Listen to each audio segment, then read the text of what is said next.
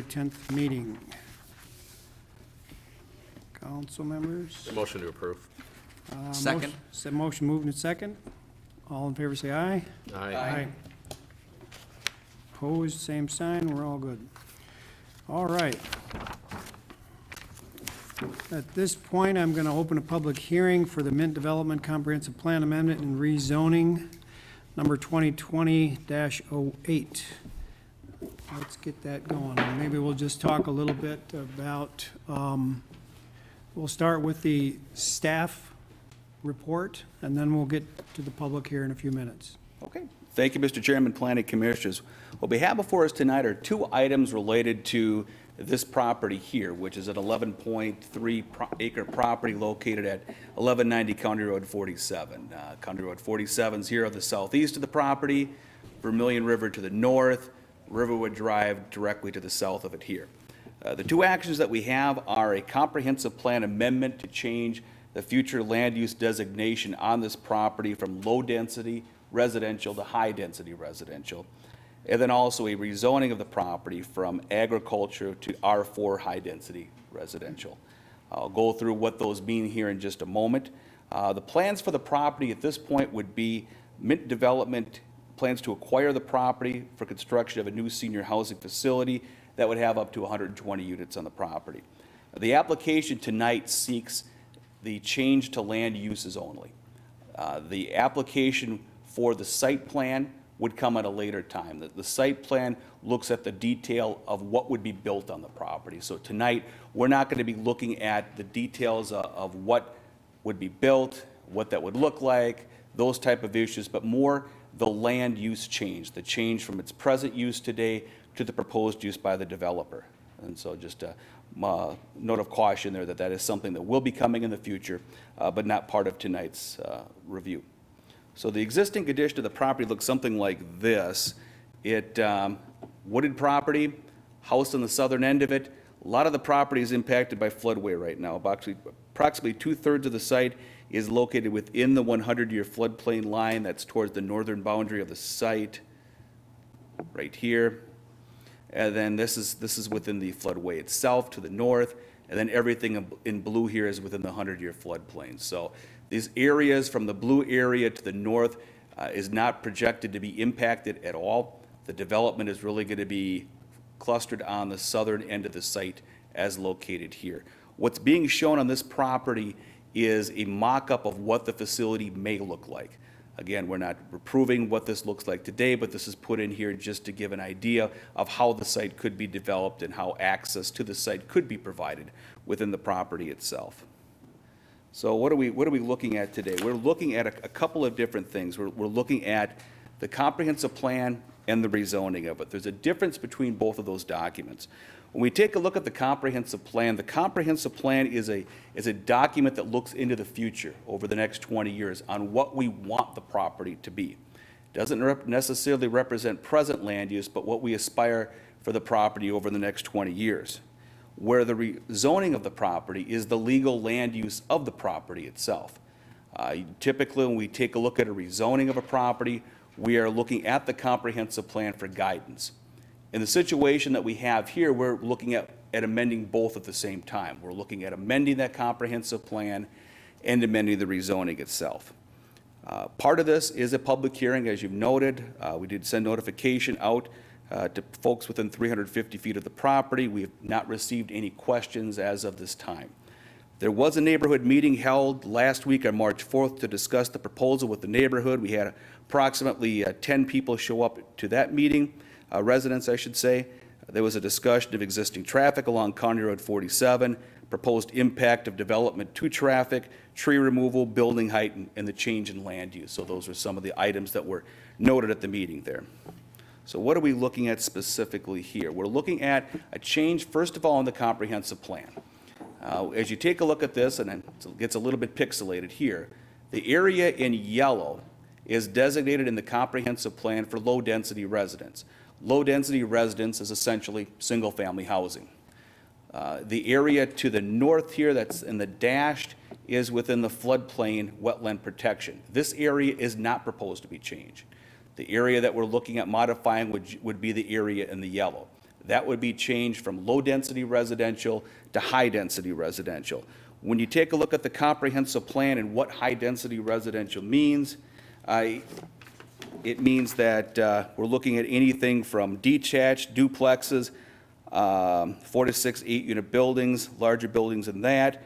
They're looking at things where there is good traffic access and with an average density range of 8 to 30 units per acre, with an average around 15. So when we take a look at those type of qualifications, the density of this property falls within those qualifications.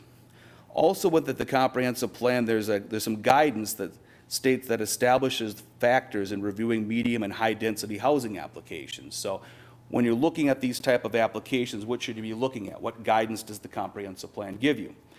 You take a look at some of the adequate utility and street capacity, availability of the area or neighborhood to absorb the density, making sure there's adequate access, proximity to schools and employment facilities, natural amenities, compatibility with adjacent development, and suitability of the site for construction. So these are the items that we look at guiding under the comprehensive plan when we look at development of the site. We take a look at the site here and our analysis of it.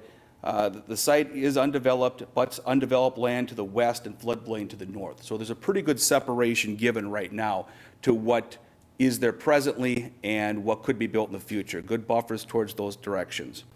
Areas to the south are developed as mid-density for the most part. These areas south of County Road 47 are condos, townhomes, and when you look to the southeast over here along 31st Street, a couple of apartment buildings.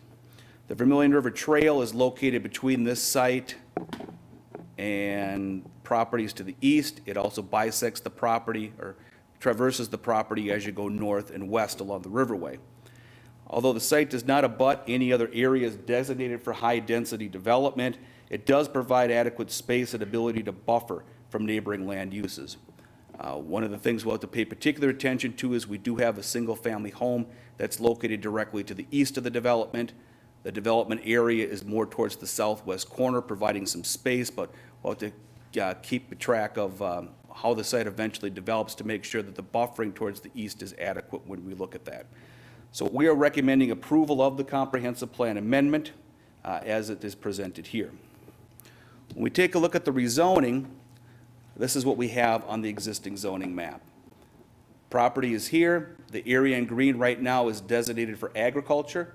The area towards the northwest corner is in the floodway itself.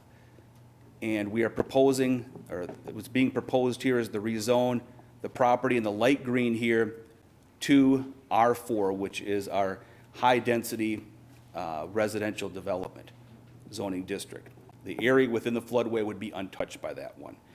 Again, when we take a look at these type of developments, we're looking at similar things as we did to the comprehensive plan. What this means legally is what type of uses could be within this district. Multiple family, single family dwellings, residential care facilities, home occupations. That's most of what we would have within that district itself. When you look at the density of the development itself, the maximum density that we project that this property could have when you take a look at the rezoning would be 145 units. As I mentioned before, the developer has been looking at a maximum of up to 120. So under those plans, he is within the 145 that we project that this site could hold if it was zoned to R4. And so we are recommending approval of this as well. And so at this time, we do have representatives from Mint Development, Rob Bars, and from Headwaters Development as well. This is a public hearing. You may open it at this time, and I can stand for any questions as well. Thank you. Does the developer want to do a presentation? Give us a little more background on what you guys got going. Evening, Chair, Planning Commission members. Don't have a formal presentation ready, but we are here with the team to answer any questions that you have or that come out of the public hearing, any concerns or comments. We did have good representation at the neighborhood meeting, and as John mentioned, like any development out there, there's always inherent challenges with a project. I think the thing that we heard through our conversations was concern about the existing traffic patterns on Highway 47 and what impact that this could have. Secondly, we did field a couple emails over the weekend from residents on the north side of the river, questions regarding magnitude of the project and the size of the project and how that would compare to the existing apartment building to the south, as well as the one under construction. And again, we are in an early stage of the planning, but it would be in similar magnitude as far as height to those buildings. So we'd have parking at grade with 3 stories above. As John also mentioned, the current concept plan that you see on the site is about a 45,000 square foot footprint that would allow us about 120 units plus or minus. Ultimately, the size of the project that we would bring to the market, if the city was receptive to rezoning the site for a project, would be a direct correlation to what the market could bear. Understanding that Real Estate Equities has a similar project coming to the market that's for age-restricted independent living. We're proposing a project that would provide a continuum of services all the way through memory care, so a slightly different model. But we would take those factors into account with the final project that we'd come back for site plan approval. Like I said, if there's any questions, we're here for you as needed. Thank you. Thank you. At this point, I think we should entertain some questions, comments, concerns from the public. Please be sure to come to the podium so everyone at home can hear you. If we have conversations in this room, we can hear, but nobody else can. So if you have comments or concerns, name and address, and let us know what you're worried about.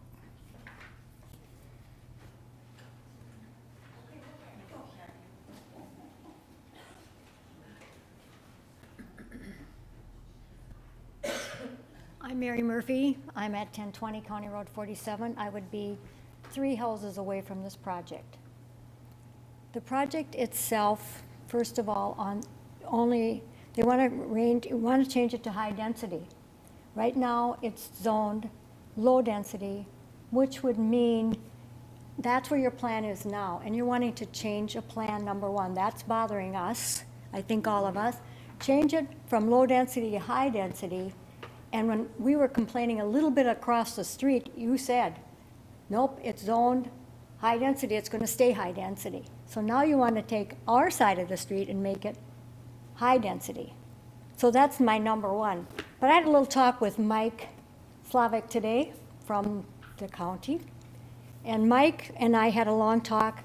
First of all, they said that there is not going to be any more, he said that they are not going to allow any more driveways off of County Road 47. It's too dangerous.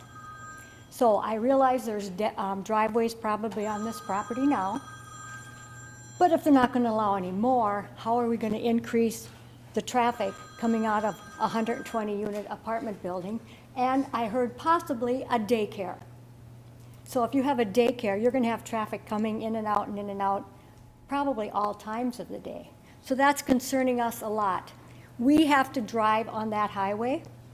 Not that the 4 of us are the end of all be with all, but Mike said that the county commissioners, somebody from the county met with this council, not this council, but a council, and that was either in 2017 or 18. He couldn't remember offhand.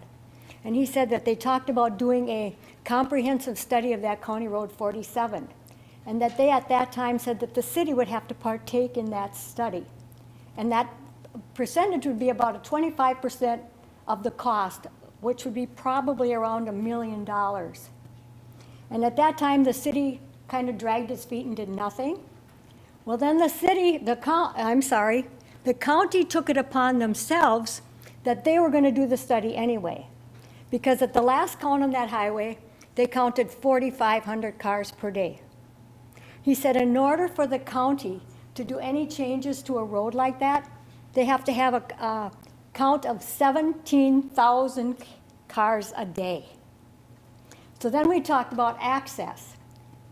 First of all, the access starts down on General Sieben, where you have traffic coming at 55 miles an hour. Then I come off of General Sieben Drive, and I'm going 30. I pull onto that highway, and it's hard to get on there because it's coming at me at 55. I get on there, and now I got to stop at 45 or slow down at 45. So why should I speed up to 55? Because by the time I do, I get burp, burp, burp. Okay, now that's 45, and then within seconds, it's 35. Mike said they talked about even doing more turn lanes on 47, but if they did to protect us on the south side of or north side of the street, that they would have to be concrete barriers of some kind, either a concrete turning lane or something. But he said, because I come home from work and I go all the way to Pine to come into my driveway, and I yield every morning and every night. I yield at the walking path because I don't know when that kid is going to come around on that bike. Cheryl gets hit. Her car gets nipped because people come off the bridge and think they're in a passing lane, so she gets nipped. I come down, now I go across the bicycle path, and I go and stop again for the traffic, and I wait and I wait. And more times than none, I go all the way around because I can't get across between 4 o'clock in the afternoon and sometimes 6:30 at night. So that is bothersome. How are we going to bring all those people out of that high-density area and keep us all safe? Now, the neighbor, are they here? The neighbor right next door, they're here, Dave, yes. They have a blind driveway. So when they pull out, they have to be so careful, they can't even get on the highway. They have to be so careful of that biking trail. And we love, I'm not complaining about the biking trail.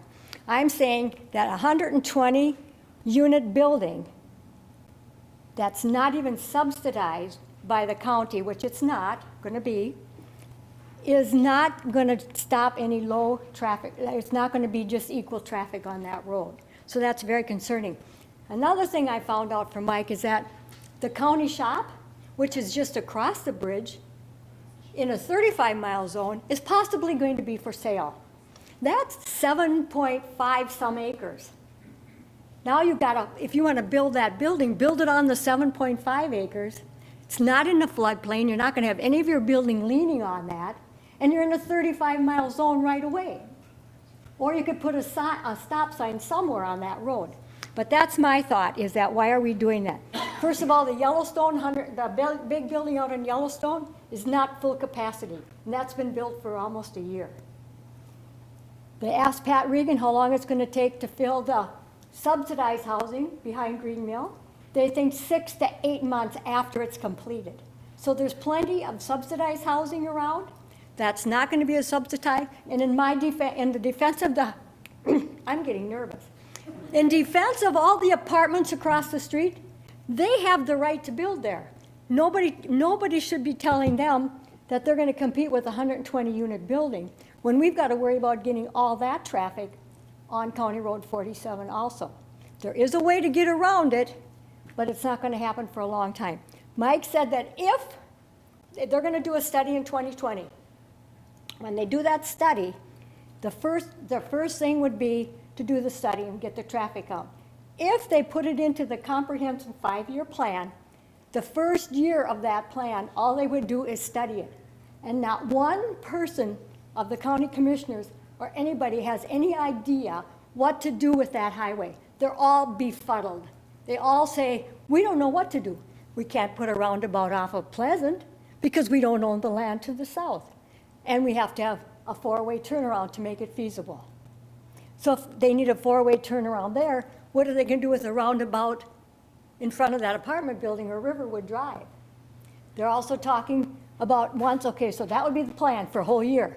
The second year, all they would do is acquire the land.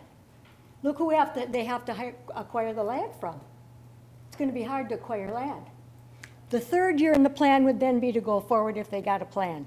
So no matter what we're doing with that building, it's going to take 3 to 5 years once it gets in the 5-year county's comprehensive plan.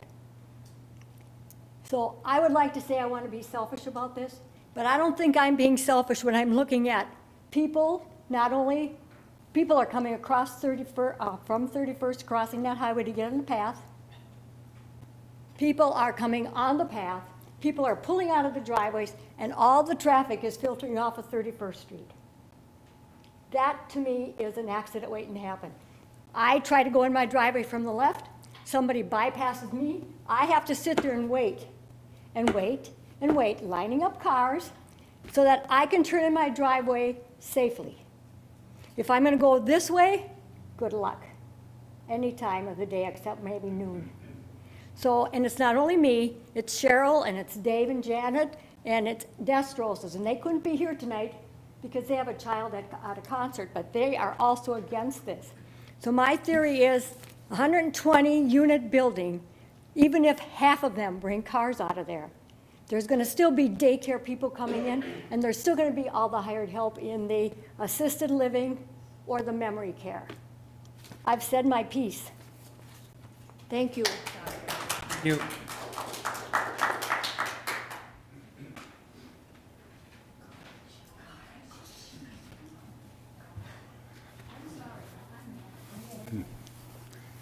Good evening. My name is John Anderson. I live at 1131 Southview Drive. So we're just to the north of this proposed project. And I have a couple of different things I'd like to talk about. I mean, we've lived in our house for about 6 years now. And of course, one of the things that drew us to the area and to our house in particular is the location, the quiet. We can walk down behind our house to the river and literally see nothing but trees and water. Presumably, that will change with the existence of high-density residential, with a parking lot that presumably will have lights that will be on all night long. But that's us. That's a personal thing just for us and the people who are our neighbors. And I'm mindful of the notion of NIMBY, not in my backyard, when there is a need, kind of a collective community need for something, and then the question is, well, where should it be? And it seems like there's a real question, at least in my mind. There's a comprehensive plan that was made presumably with mindful consideration for the community and what sorts of projects, what sorts of development should be in particular areas. Now we're talking about changing the comprehensive plan. And the first question I think of is why? What has changed? What is the reason to change, not just for this project, not just because somebody wants to build a project there, but what's changed in the community? What's the justification for changing what has been a well-considered comprehensive plan? And I think in that respect, there is a difference between moving a project to an existing area as opposed to new people coming to a condition that already exists. We know that the city is in the process of annexing new land to the west. And to the extent there is a community need for a facility like this, why couldn't this facility be built in an area that hasn't been developed, where there aren't homes, where there isn't a neighborhood that will be affected by the development? So I ask that the commission consider, one, what's the reason? What has changed? What justifies a development in the comprehensive plan, apart from the fact that a particular builder, owner, developer wants to come in?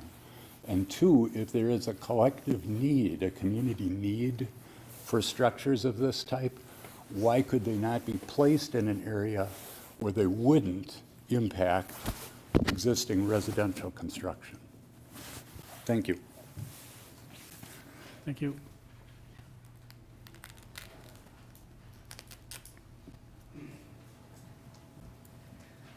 My name is Carolyn Leon, and I live at 3125 Village Trail, just west of Riverwood Drive in the condos there. And I face west now, and as I stated at the other meeting, I can't even have my windows open because of all the traffic. Village Trail is impossibly hard to get out of, and I'm gonna second Mary's, because I just don't think this is the right place for it. The amount of traffic that it's gonna bring and the impact that it's gonna have on our neighborhood is gonna make it even worse to get out. There's days that I've had to wait 10 minutes just to get out on 46, just so that I can go west. It's really frustrating, and not to mention that, but our garages, which are right along 46, have gotten hit several times from people going off the road and into them. So this impacts us a lot, even though we are a condo association. That's pretty much all I have to say. I'm against it. Thank you.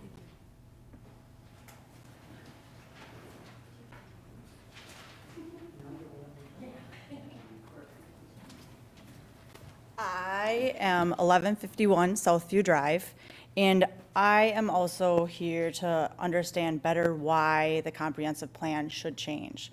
What did change to make this change? It's my understanding that you did that not that long ago, and it was zoned for low density. And it's also my understanding that you can build senior living centers as low-density buildings. So if you want to build a senior center there, why can it not just be low density? Why do we have to change everything about that area when I'm sure that there's other areas in this town that are zoned for high density? They can purchase another parcel of land and get the high density that they're looking for to build this. Otherwise, why do the builders not accommodate what the land is already zoned for and build according to that? As a city, we planned it. You made choices long ago, and those choices should be stood on and firm, and then make them go somewhere else instead of making us change, or change their plan to build according to what you guys have already seen that land used for. That's all that I have. Thank you.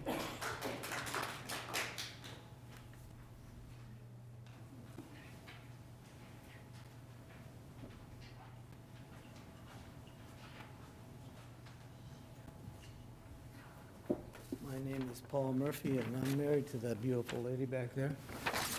But the question I have is, there's going to be a lot of building on that land and a lot of parking. And right now, when it rains, it sinks into the ground. And also, if it doesn't, if you put more water in there, that a lot of snow melt and everything goes into the land. You put more water on there, you're going to raise it down where I live, and they're going to put us in the floodplain. It doesn't take much, because we're pretty close. They put us in the floodplain, then we have to buy flood insurance, and then those houses, we put a lot of money in them, and we love our houses. That's going to be our retirement to pay for our daycare that they're trying to build here. So, and another thing is, the height. Isn't there a law against putting a 50-foot structure with the roof next to a 14-foot high house right next door? I think that's I don't think that the grass will grow, there'll be no sun. And then we have 3 pools in the area. After 3 o'clock, there'll be no sun. Our pools are heated by these covers that the sun heats the pools. Plus, we like to, after work, you know, we like to have our family over and enjoy our place. If it's dark after 3 o'clock, as far as the sun, the pools are not worth much either. So it's devaluing our property when we go to sell it and it's in the floodplain. Who's going to want to buy it? I mean, I think it was zoned low density, it should stay low density, and I know that you could get on that lot, you could have 8 half-acre lots on that lot to build nice houses, and they would fit in the area nice. And you could build some pretty nice houses on a half-acre lot. And then there wouldn't be as much strain on the sewer, wouldn't be on the water, the sewer, when you put in the sewer in there, it's gonna have to, I don't know if your city's gonna handle that either. Because you already promised to build all those other houses on the other side of the street, and you can't change that. They did that, they bought the land right, and they zoned it. Now, to have somebody come in and decide that they're gonna put this big structure in there, you know, the structure may be nice and everything, but I don't think it's the right place for it. And I'm not really in favor of it. Thank you. Thank you.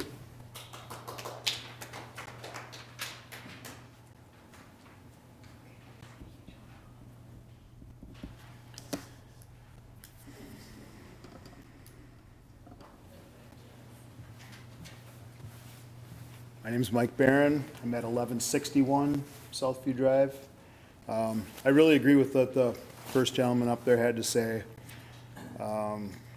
It's going to be pretty much right across the river from me. I saw some of your different maps when we were sitting down of what was considered floodplain, and it seemed like the maps for floodplain and the maps for agriculture kind of weren't exactly the same, which makes me wonder how much you're going to encroach on the river. We moved in 7 years ago, and the northwest corner of this plot is pretty much right across the river from me. Right after I bought the property, without knowing about it, the walking path went in, which was kind of upsetting to me right away, not being aware that that was going to happen. I bought the lot with the intention of enjoying the wildlife corridor back there and the country feeling of the backyard. And in the meantime, my property taxes have skyrocketed in 7 years from $4,300 to $6,600, which seems like a lot. And at the same time, adding this is going to lower my value as I watch my property taxes go way up.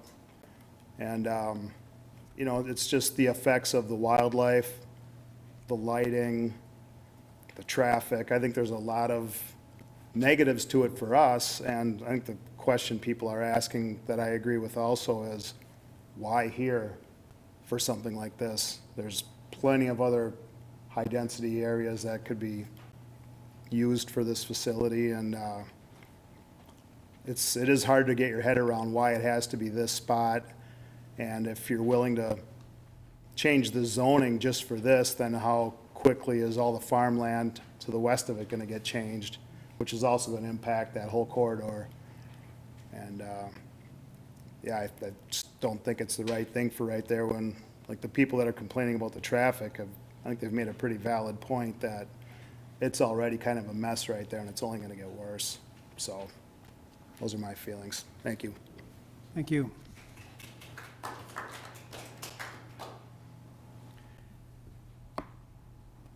Anybody else? Maybe we'll go ahead and close the public hearing. And let's have a discussion here. Commissioners?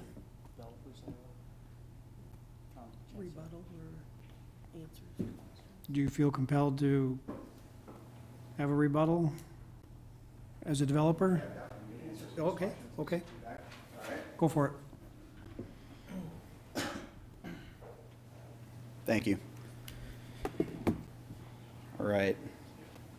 Taking notes fast and furiously. I'll try to hit these as they came through.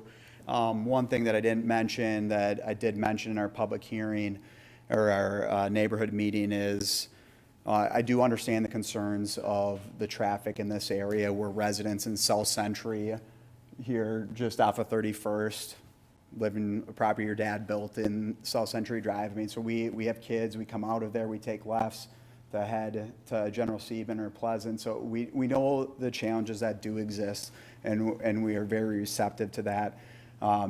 Every development that occurs, there's always inherent challenges, and this is probably at the forefront for us and how we can create a viable solution for it. Again, if the city is receptive to a comp plan amendment and rezoning, we go through a series of due diligence activities, including a traffic study. And if you were privy to the real estate equities approval that went through recently, that was a big discussion point that they had as well. given their proximity to Highway 61, elementary school behind. And Mike, being a senior housing expert, can talk to this more extensively. But there are third-party studies that we would obtain, and they show without a doubt that the traffic patterns that you see at a facility like this do not mirror the everyday activities that we may all have out there. You know, the seniors aren't leaving at 7 or 8 in the morning to go to work like we are. They're leaving at 10 in the morning to go doing their activities. They're not coming down 47 at 5 p.m. coming home from work. So they have different traffic patterns. That doesn't mean a potential use of a daycare facility, which is something we have contemplated with a potential development, wouldn't have an impact. Staff would have an impact on those traffic patterns, absolutely. But they are much different than what you would typically see. And again, being a resident of Hastings, I mean, in this neighborhood, totally aware of it, and we are going to do planning before a site plan approval where we can hope that we come up with a viable solution for this. Yeah, Elaborate and on I'll that. echo, you know, in our neighborhood meeting, we heard this concern loud and clear. And I hope, I know everyone didn't have a chance to be there, but, you know, we saw this potentially as a benefit to continue this conversation. It's very clear you have a problem there, whether we're there or not. You have this problem happening.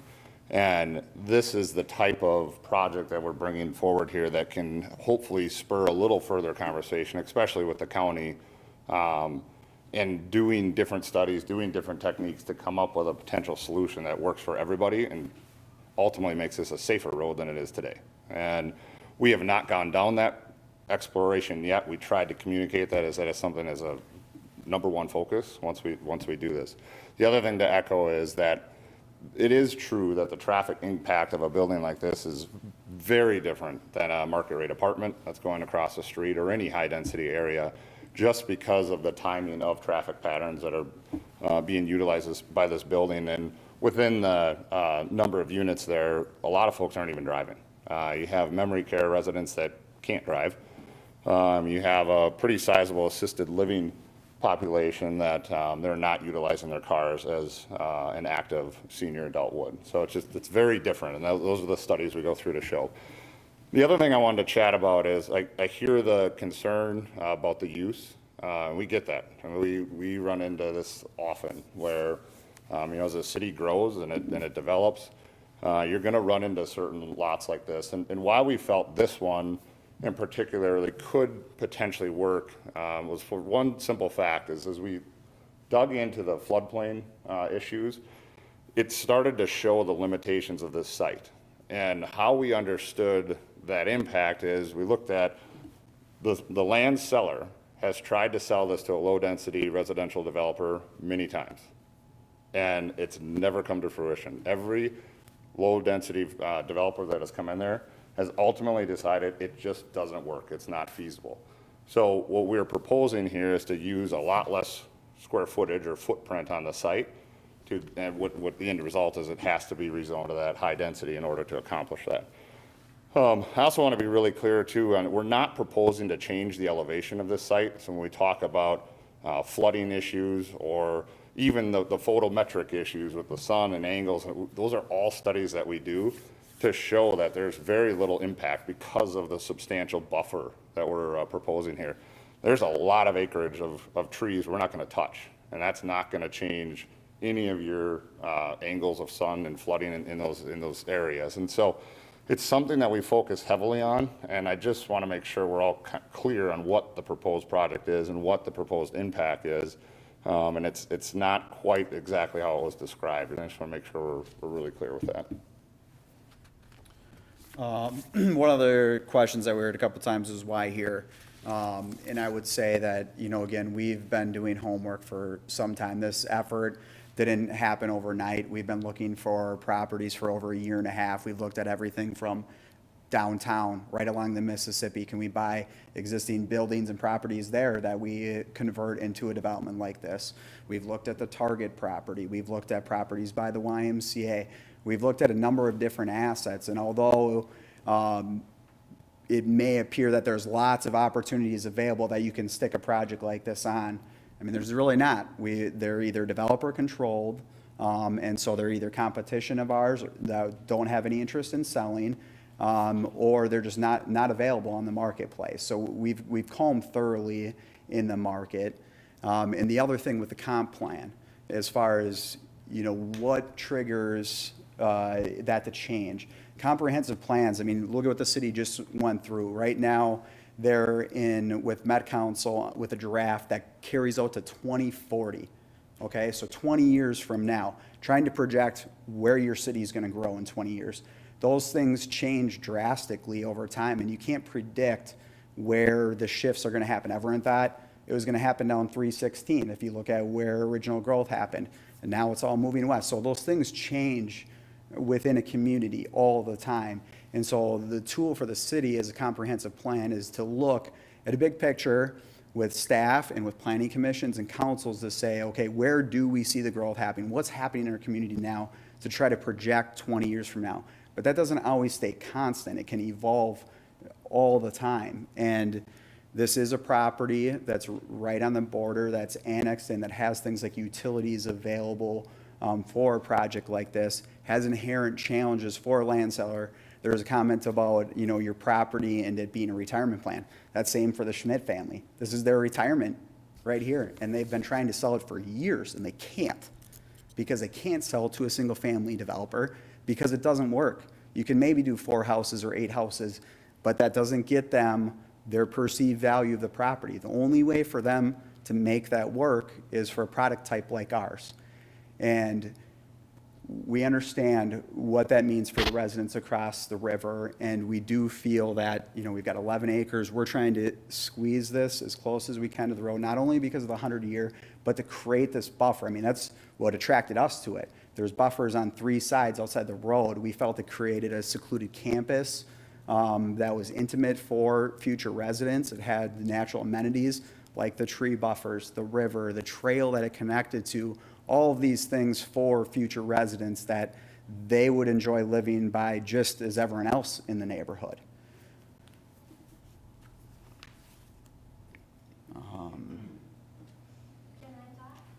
Absolutely.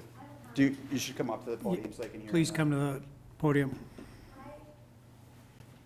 I hear what you're saying, but why should the four people who are already living there take a consequence to their property values, and the people on Southview Drive take a consequence to their values for Mr. Schmidt's property, who inherited it and now wants to make his retirement? What about our retirement? What about our future? I understand you want to build something, then go down to the county shop and buy that property and see if they'll put it on their 7 acres. You're invading a floodplain, you're making our values go down, if that's what you want us, if we have to use that. But mainly, you're changing the comprehensive plan. And you're trying to make us feel guilty for wanting to do that. Thank you. Sure.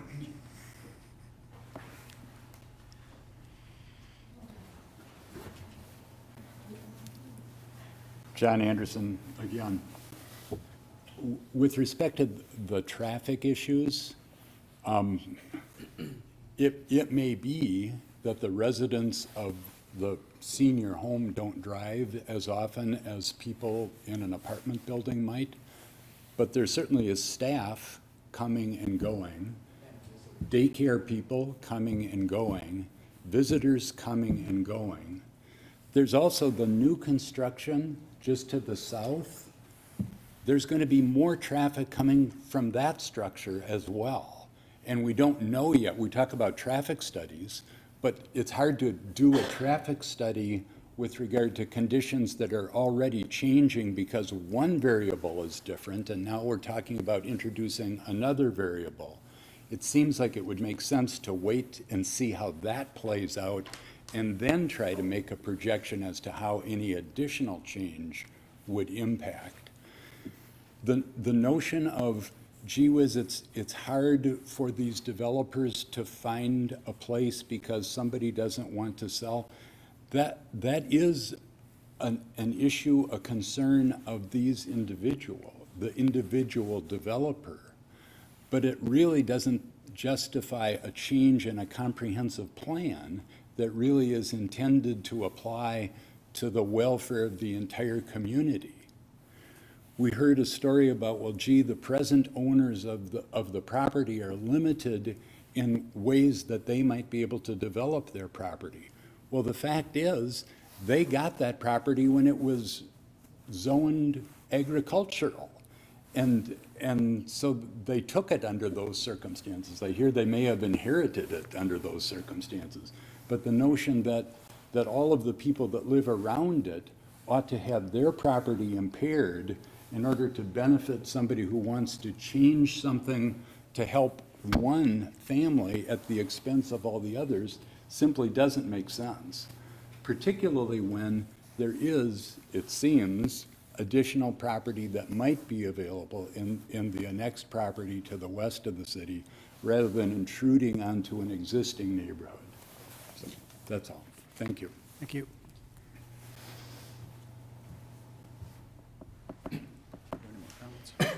One point of clarity, we did not want you to feel guilty. That was not the intent. The point is just some clarification and, kind of just understanding some of these key points. It's difficult to try to consider all stakeholders here. And, we're trying to do our best to understand essentially the best use of this land based on the facts that we know today. And also when we think about the facts in the future and looking at traffic studies and understanding those variables, we do in fact do that. We do in fact take multiple variables on all the different developments that are going around there, and we can even look at potential developments and potential zoning when we're doing those studies to ultimately what we talked about the other day is trying to come up with, based on all those variables, the absolute best outcome to accomplish a benefit for all stakeholders, because it's not just our seniors that are going to have to use this site this road, and our staff members. We know it impacts everybody. It impacts, Rob living right there. It impacts all of you that are here today. And so, again, we just haven't got to that point yet to do those studies. And maybe this is what was needed to spur that further conversation to have some meaningful solutions put on the table, which clearly haven't yet. Mr. Chair, if I could, last comment I would say regarding the traffic, and this is dated, but I did pull the study. There was a study done in 2009 by the county, and, so again, 10 years old, how relevant is it? These apartments, weren't there, the traffic wasn't there, but what they called out from the problem standpoint of County Road 47 was actually everything east of Pine Street. It was less about this stretch west of it. And what they talked about was the challenge with how many points of entry we have into 47 that are east of that street, with the individual apartment buildings that feed onto it on the north side, and then all the streets that segment between there and 61. And so it was an area that they had called out that would require future study, but that their primary concern from there to General Sieben was in that stretch to the east, less of what's happening to the west of it. So I just thought I'd share that, and that's a public document that's available. And hopefully, again, with what we're doing and working with the city and county, if they have a desire to allow this to go forward, would be something that we would be working with them to try to find solutions of how can we slow that traffic down this far west. Okay, thank you very much. Thank you. A lot of information, a lot of things for us to think about. Commissioners, do we have some thoughts, again, keeping in mind that we're trying to think about changing the comprehensive plan and the rezoning aspects of this project only, okay? I understand that doing these things also kind of starts the ball, and we don't know where the ball will go. But tonight, we're just looking at those two items. And, as this project develops and progresses, hopefully some of these things can be addressed, the traffic issues, if this project progresses and traffic be looked at. And I don't know, my concern here tonight is one thing that's come up in my mind is best use of this property. And so I'm trying to get my head wrapped around that. And I understand, we all understand where you guys are coming from. Commissioners?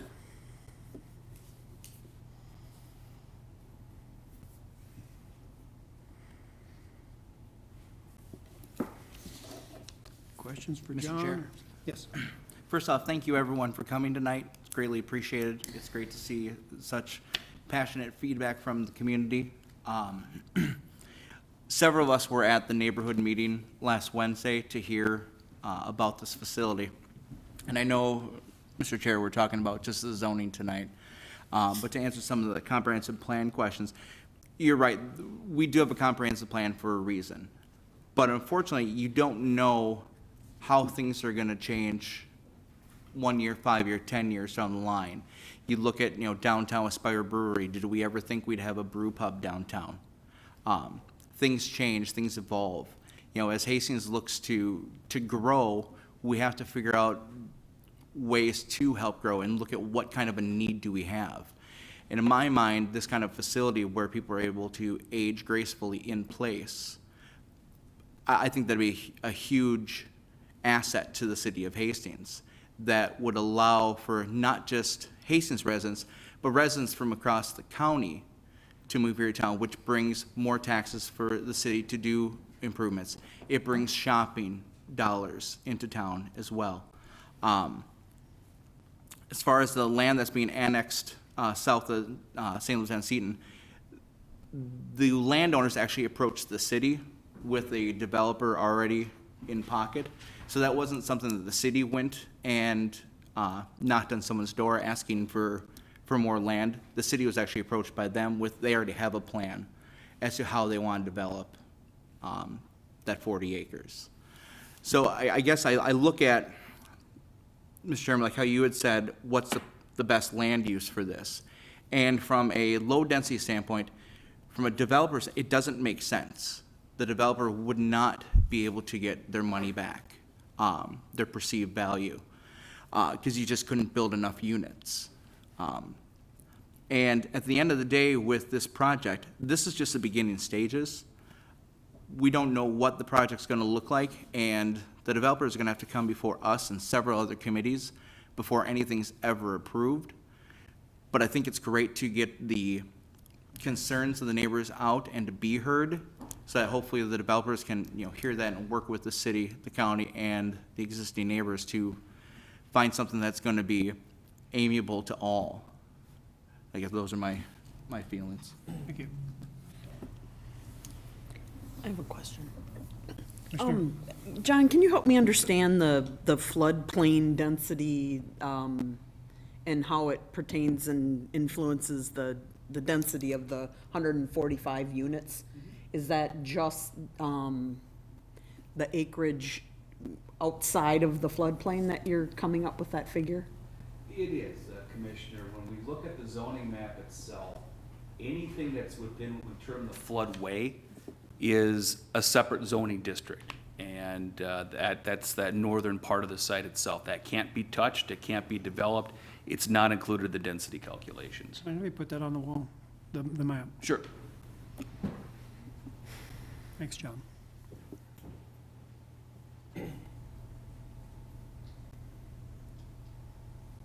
So we're looking at it, is this area up here dashed? That is completely off limits. The area blue is fairly off limits. I mean, the area there is the 100-year floodplain. You're not seeing much development within there.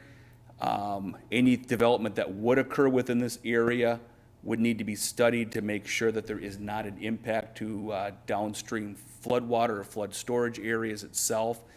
You have very, very limited restrictions on building within that area that's in blue. The area that's in orange here is the 500-year floodplain. We don't have any local regulations on that one. So really you're looking at a development site here that is restricted to everything south of the blue that you can use. That's about 3 acres of the total 11.3 acre site. Thank you.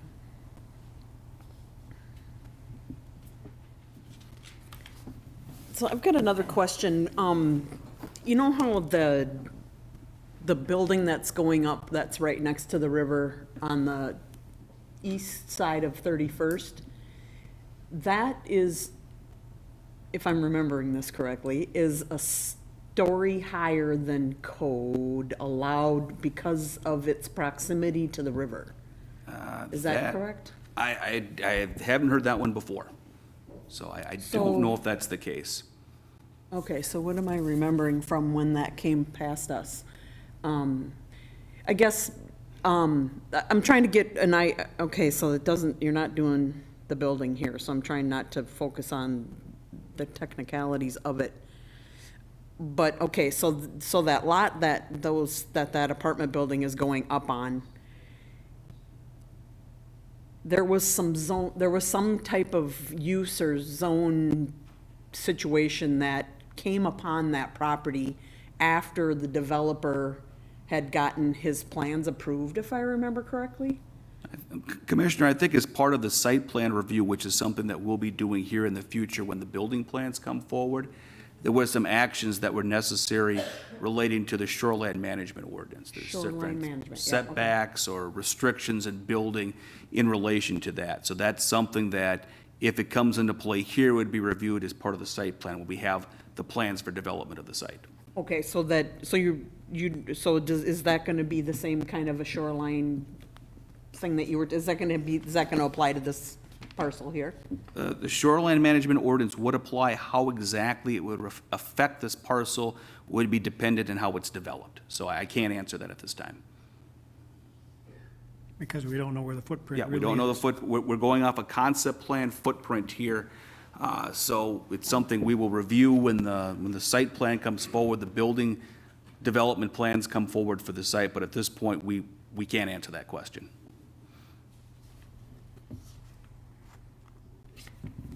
So, and I guess I just want to make a comment about the perceived value here. I mean, the perceived value, in my opinion, with the property owner is anything, it's only the section that is not in the blue. So the 6-8 lots is a max situation that they would be able to get out of this if they're staying off the floodplain. I mean, they would never have considered the whole lot being developable in the floodplain.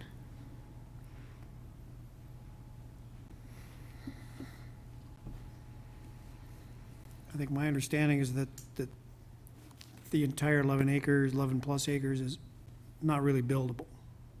The 100-year floodplain consumes quite a bit of it. Correct. When you take a look at the property map up there, a substantial portion of that map is consumed by 100-year floodplain and floodway, which renders it unbuildable. That is correct.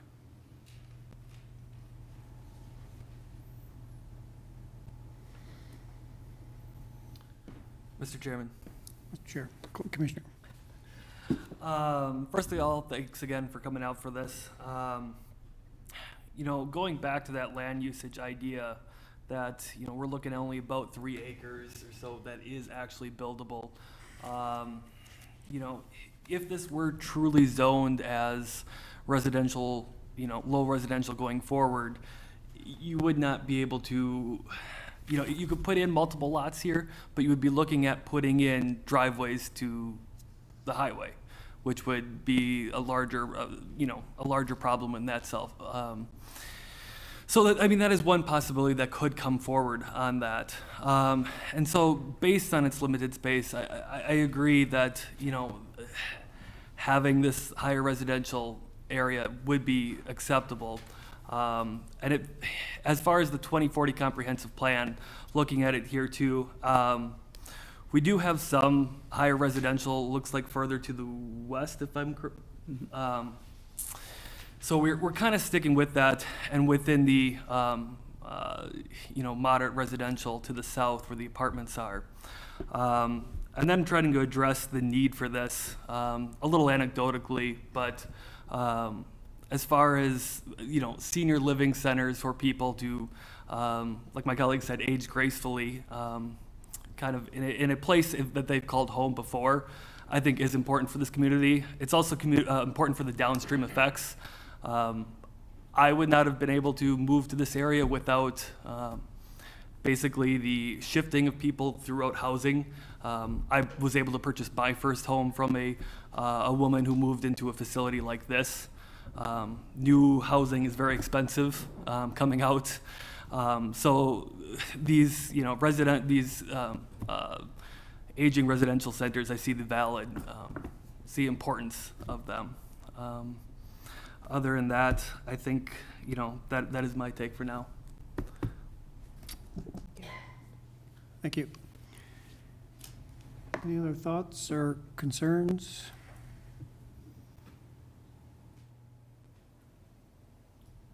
I have None? none. Anyone want to consider a motion here?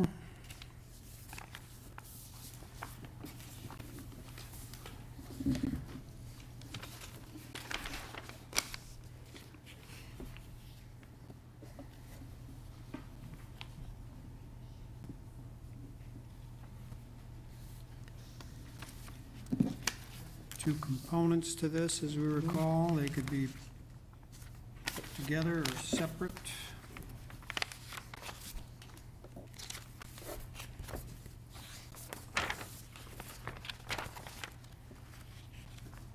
Mr. Chairman, point of clarification.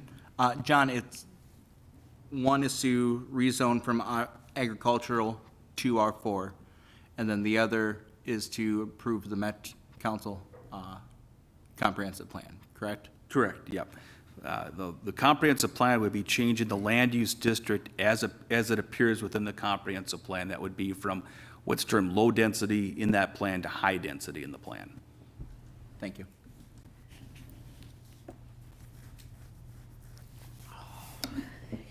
I have a comment, I guess. The part that I have concerns about is the jump from the low density to the high density. I guess I look at the need for a lower density, more volume of homes being provided. I'm not sure, obviously this lot is only going to be able to do so much, no matter what it's used for. I like to put myself in these people's shoes and know that I have no desire looking at, okay, I bought this property, maintain the value, and I guess I can understand asking residents to change because everything changes, nothing's, always gonna be the same, I get that. But at the same time, it's such a drastic change from such a high density. I wouldn't want it next to my lot if I had a home in that area. I'm thrilled and hope someday that gets developed there, along that whole corridor, because it's a prime area to, build the residential area, and I'm not opposed to, more density there. But just this volume of density, I guess I assume 145 because it's possible. And at this point in the scope of it all, that's what we're looking at here, is 145 units, not 120.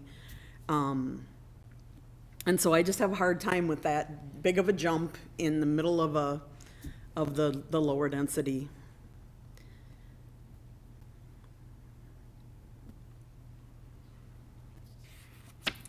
And that's the only thing I have to say about that. Mr. Chairman, Commissioner, I'll make a motion to approve the rezoning from agriculture to R4, as well as the change to the Met Council comprehensive plan. motion's on the table. Has it been seconded? Mr. Chairman, I'll second those motions. Thank you. Moved and seconded. Any further discussion? Hearing none. All those in favor, say aye. Aye. Opposed? Nay. Motion carries. Okay. And thank you, Commissioners. Next step for this, we will have the rezoning on it, goes before the City Council at 2 separate trips. Next meeting on March 16th, there'll be an action to what we call considering first reading, ordering a public hearing. For lack of better words, it's on the consent agenda, not scheduled for discussion at that point. When the discussion and public hearing will occur will be on the April 6th meeting. And so we will be providing notifications similarly as we did with the meeting tonight. And so the final action for the rezoning and the comprehensive plan before the City Council would be on April 6th. Thank you. Other business, John? Other business, well, just kind of a review of different actions that we've had before us and before City Council here.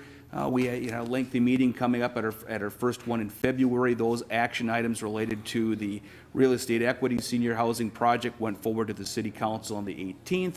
They did receive approval there, so that project is moving forward. They're looking at some financing aspects of that at this point, and we are hopeful that some of the plans for development will be submitted here in the near future for building. When we take a look at other actions there, we had an approval of the annexation for 40 acres west of General Sieben Drive, south of Seas Church. That was approved as well. The preliminary plat, final plat, how the subdivision is designed is something that will be brought forward to the Planning Commission at some point. I would anticipate it probably in the next month or two on that one, and so we'll have a review on that aspect of it. We also had, I think that was most of what we had in the meeting there. Other things that have been before us, the recommendation that this commission made regarding the C2 ordinance is still on hold. We're going to be holding off on that one, I think, to potentially maybe April. We're meeting with the developer, not the developer, I should say, the person who filed the lawsuit with us next week to see if there's some sort of negotiation that we can come up to on that one. So we're holding off on taking any action, letting that play out at this point. So that's something that's still before the City Council. They have not taken any final action on that at this point. Things that are in our future here, our next meeting would be in 2 weeks on the 23rd. I don't have anything scheduled at this point. However, I know there's a final plat for like a 10-lot subdivision in Wallen development that I expect any day now that might land on that meeting. So we'll see what happens. That's all I had. Any news on the Hudson progress? On the Hudson progress, we're working on interior demolition right now. We're finishing up our environmental work on it. We'll probably have about 1 to 2 weeks of environmental work, if that, within the building itself. So it's really demolition and preparation on the interior of it. So things are moving along. Excellent. Can you elaborate a little bit on that financing aspect of the Schoolhouse Square building? Sure. They're going to Dakota County for some tax credit assistance that Dakota County will be making a decision on. I'm not sure if that'll be April or May at this point. So that's an integral part of their financing mechanism there. Help me understand the connection of who's going to there, who's going to the county? The applicant, not the city. The applicant's going to the city to, No, the applicant's going to Dakota I'm County. sorry, Yeah, Dakota County on tax credit financing. Because it's ask about what's available through the county for tax credit, to see if they will act on their application for it. see if they will act on the application. Yeah, so they have other projects around the county, they need to determine, they have a limited amount of funding they can use towards these tax credits, and they need to determine which project gets it and which project doesn't. Okay. So is the financing as far as the tax increment from the city, where's that at? That was approved by the establishment of the district was approved by the city on the 18th. The final development agreement, which would constitute how much tax increment they receive, will be drawn up after the decision by Dakota County. So we've not made any final commitments on financing yet, just that we've established the district and the mechanism to do so.